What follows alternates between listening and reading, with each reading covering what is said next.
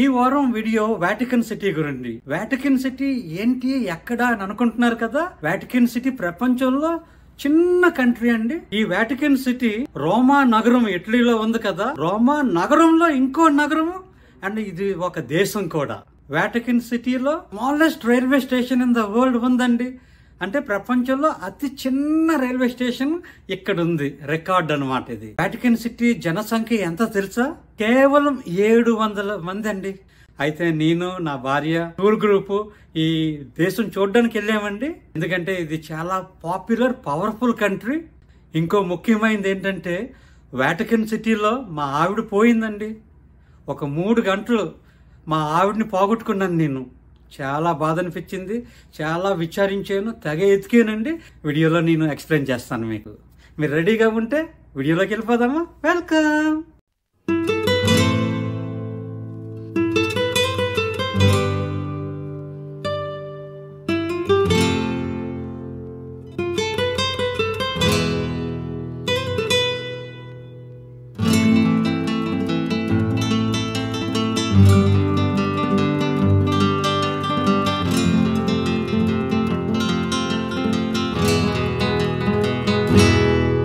ప్రపంచంలో అతి చిన్న నగరాన్ని, అతి చిన్న దేశాన్ని మొదట మీకు చూపించాలనుకుంటున్నాను. ఇప్పుడు మీరు చూస్తున్నది వాటికన్ సిటీ దేశం మొత్తాన్ని. ఈ దేశంలో 700 మంది పౌరులను మీరు ఊహించగలరా? వాటికన్ సిటీకి దాని స్వతంత్ర సాయుధ దళాలు లేవు, కానీ ఇది హోలీ సీ అందించిన వాస్తవిక సైన్యాన్ని కలిగి ఉంది. ఈ సైన్యంలో ఇవి ఉన్నాయి: pontifical Swiss guard, pope army అని కూడా పిలువబడే ఇది పోప్ మరియు అపోలిస్టిక్ ప్యాలెస్ ను రక్షించే సాయుధ దళం మరియు గౌరవ గార్డు. స్విస్ గార్డు 1506వ సంవత్సరంలో పోప్ 2వ జూలియస్ చే స్థాపించబడిన నిరంతర ఆపరేషన్లో పురాతన సైనిక విభాగంలో ఒకటి.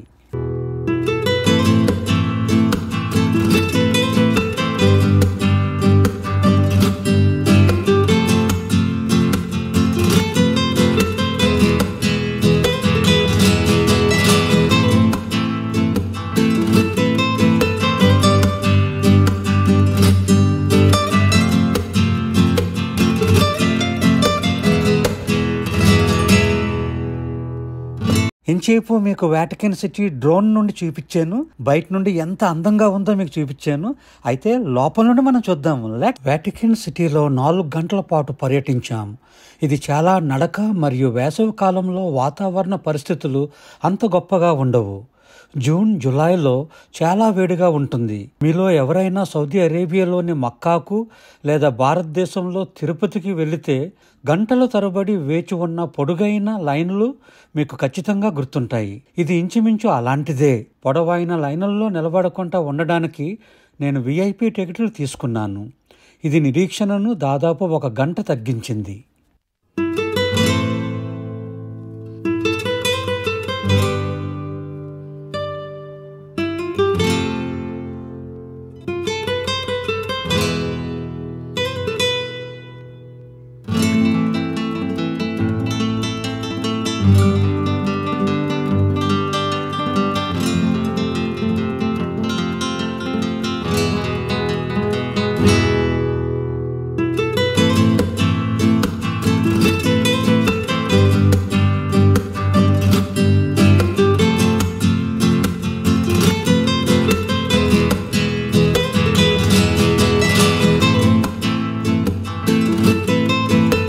శతాబ్దాలుగా పోపు నివాసంలో ఉన్న అనేక గ్యాలరీలతో కూడిన living museum Vatican museum. Vatican మ్యూజియంలను 16వ శతాబ్దం ప్రారంభంలో పోప్ 2 జూలియస్ స్థాపించాడు. మ్యూజియంలు 42,000 చదరపు మీటర్లకు పైగా ఎగ్జిబిషన్ స్థలాన్ని కలిగి ఉన్న విశాలమైన భవనాల సముదాయాన్ని ఆక్రమించాయి. వాటికన్ మ్యూజియంలు సంవత్సరానికి సగటున 6 మిలియన్ల సందర్శకులను ఆకర్షిస్తాయి. ఇవి ప్రపంచంలో అత్యధికంగా సందర్శించే మ్యూజియంలు సముదాయములలో ఒకటిగా ఉన్నాయి. వాటికన్ ఆర్ట్ గ్యాలరీ అయిన పినాకోటాకా వాటికానాలో సుమారు 460 పెయింటింగ్స్ ఉన్నాయి. ఇందులో రాఫెల్, లియోనార్డో విన్సీ, కరవాజియో మరియు టిటియన్ వంటి ప్రసిద్ధ కళాకారుల రచనలు ఉన్నాయి. వాటికన్ మ్యూజియంలో పురాతన రోమన్ మరియు గ్రీక్ శిల్పాల యొక్క అద్భుతమైన సేకరణ ఉంది. అపోలో బెల్విదేరే మరియు బెల్విదేరే మొండెం వంటి ప్రత్యేకతలు ఉన్నాయి.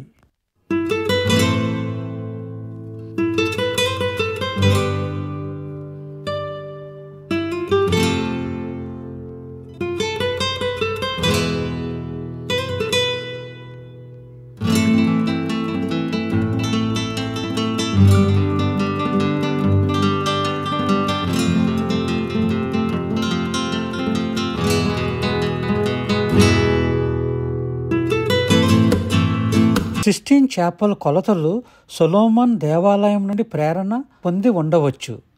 మైకెల్ యాంజెలో తన 30వ ఏట నిలబడి ఉన్నప్పుడు సిస్టీన్ చాపల్ను చిత్రించాడు. 1508వ సంవత్సరము వసంతకాలంలో మైకెల్ యాంజెలో సిస్టీన్ సీలింగ్ని చిత్రించడం ప్రారంభించాడు. అతను నోవా మరియు ప్రవక్త జకర్యా యొక్క మద్దతుతో పశ్చిమ చివరలో ప్రారంభించాడు. 1511 ఆగస్టులో పెయింటింగ్ పూర్తి చేశాడు.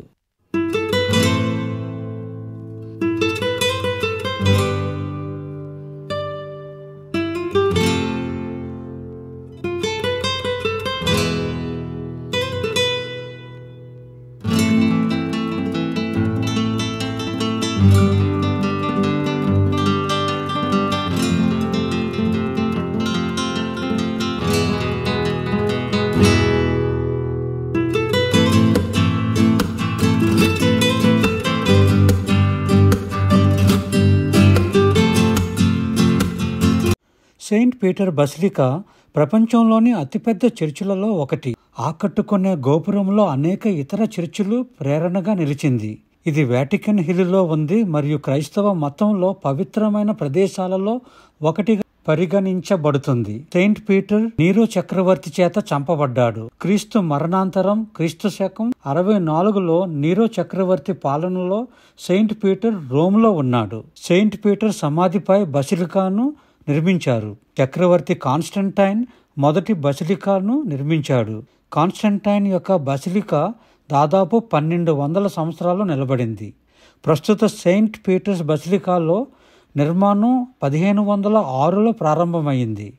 నిర్మించడానికి 120 సంవత్సరాలు పట్టింది.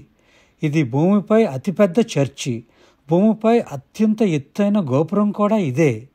91 పోపులు బసిలికా కింద సమాధి చేయబడ్డారు.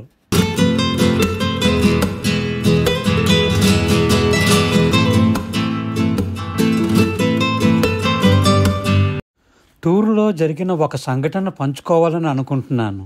ఆ గ్రూపు మరో 40 మందితో చేరింది మరియు ఇది ఇప్పుడు పెద్ద సమూహంగా మారింది. మేమందరం గైడుని అనుసరించాలి. చాలా బాగా జరుగుతుంది. మా గైడు చరిత్ర గురించి చాలా వివరిస్తున్నారు. చాలా ఎక్కువ సమయం గడుపుతున్నారు. సమయంలో నా భార్య టాయిలెట్ ఉపయోగించాలనుకుంది. అయితే నేను గ్రూపులో కొనసాగుతాను, మరలా వచ్చి నిన్ను తీసుకెళ్తానని భార్యకు చెప్పాను. మేము బయలుదేరిన చోటే వేచి ఉండమని ఆమెకు చెప్పాను. నేను తిరిగి భార్య దగ్గరికి బ్యాక్ సైడ్ వెళ్తుంటే సెక్యూరిటీ నన్ను వెనక్కు వెళ్లకుండా అడ్డుకున్నారు. నా కోసం నా భార్య బిడ్డ ఎదురు చూస్తున్నారని చెప్పాను. ఇది ఓన్లీ 1 వే, టూర్ లాస్ట్లో కలుసుకోవచ్చని వారు చెప్పారు. కానీ నా భార్య నేను తిరిగి వచ్చి ఆమెను తీసుకువెళ్తానని చాలా నమ్మకంతో అక్కడే ఉండిపోయింది. టూరు అయిపోయి అప్పటికే 2 గంటలు అయిపోయింది. నా భార్య దొరకలేదు. నేను వాటికన్ యొక్క పూర్తి 2 రౌండ్లు పూర్తి చేశాను. సుమారు 1,00,000 అడుగులు నడిచాను. ఆమె బయటకు వస్తుందో లేదో చూడటానికి తిరిగి మొదటికి వెళ్ళాను. అయినా దొరకలేదు. నా ఫోన్ పనిచేస్తుంది మరియు ఆమె ఫోన్కి సర్వీస్ లేదు. మొత్తం వ్యవహారాన్ని 2 రౌండ్లలో పరిశీలించిన తర్వాత పోలీసులకు ఫిర్యాదు చేశాను. ఆందోళన చెందాల్సిన అవసరం లేదని చెప్పారు. చివరికి ప్రారంభ దశలో ఆమె బయటకు రాగలిగింది మరియు నేను చివరికి అక్కడ కనుగొన్నాను. దాదాపు 2.5 గంటల పాటు ఆమెను మిస్ అయ్యాను. నేర్చుకున్న పాఠాలు 2 అండి. టాయిలెట్ బ్రేక్ తీసుకున్నా, వేరే ఎమర్జెన్సీ బ్రేక్ తీసుకున్నా గైడుకి తప్పకుండా చెప్పాలి. వాళ్ళు ఎంత పెద్ద గ్రూప్ అయినా వాళ్ళు వెయిట్ చేస్తారు.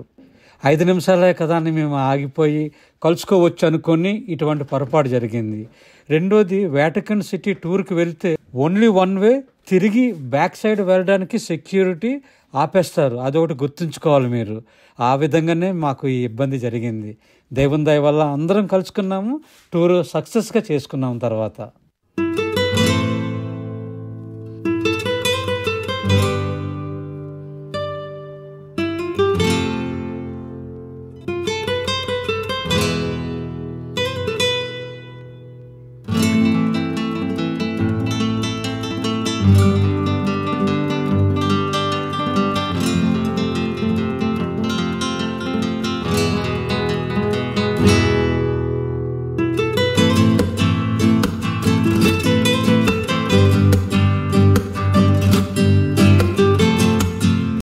సెయింట్ పీటర్స్ స్క్వేర్ అనేది వాటికన్ సిటీలో సెయింట్ పీటర్స్ బసిలికా ఎదురుగా ఉన్న ఒక పెద్ద ప్లాజా.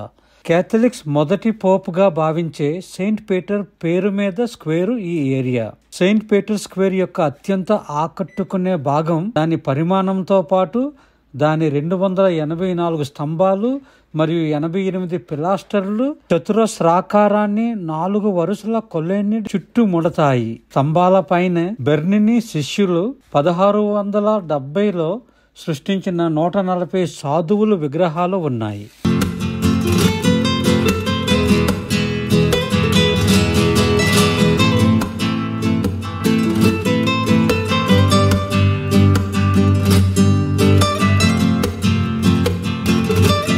ఇప్పుడు మనం రోమ్ విమానాశ్రయానికి వెళ్తున్నాము. నేను మీకు రోమ్ విమానాశ్రయం గురించి కొంచెం చూపించాలనుకుంటున్నాను.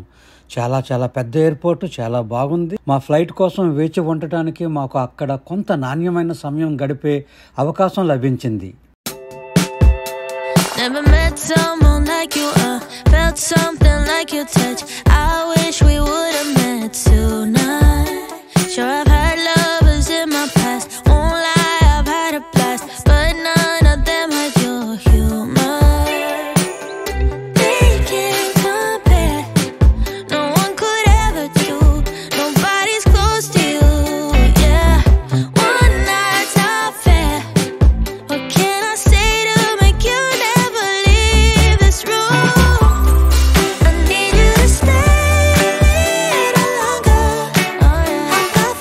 మేము ఇప్పటికే చెక్-ఇన్ చేసేసాము మరియు భద్రతా తనిఖీకి వెళ్ళబోతున్నాము. లియోనార్డో డా విన్సీ రోమ్ ఫియుమాంచినో విమానాశ్రయం రోమ్ విమానాశ్రయం యొక్క అధికారిక పేరు.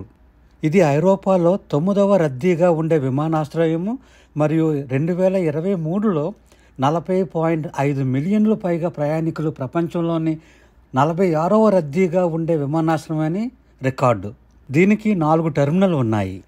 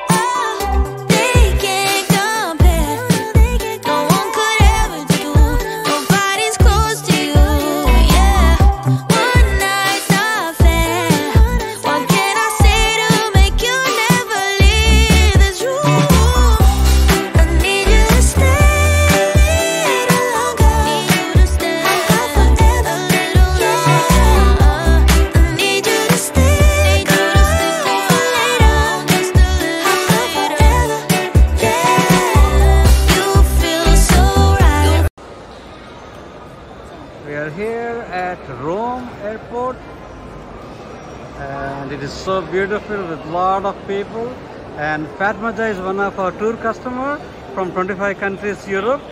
Akka, tell me something about what Eat-Ali means. I don't know, I think that's such a wonderful way to advertise to eating place. It just rhymes so beautifully. Eat-Ali, but it's Italy. Absolutely, I agree with you. And I love it. Yes, me too. Thank you. It is so beautiful.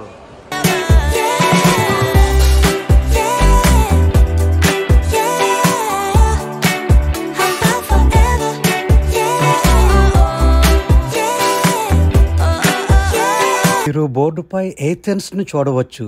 అది మన next దేశం. Athens, grace ప్రపంచంలోని అగ్రశ్రేణి పర్యాటక దేశాలలో ఒకటి. వచ్చే వారం ఆ వీడియో కోసం వేచి ఉండండి. Never met someone like you, felt something like your touch. I wish we would have met tonight. Sure, I've had lovers in my past.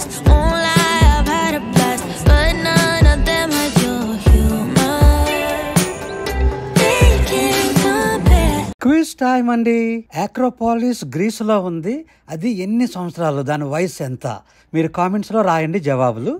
నా వీడియో చూసినందుకు చాలా ధన్యవాదాలు. గ్రీస్ యొక్క అద్భుతాలతో వచ్చే వారం కలుద్దాం. That's all for now. మీ శామ్ వనము, మీ ట్యూబర్. బాయ్.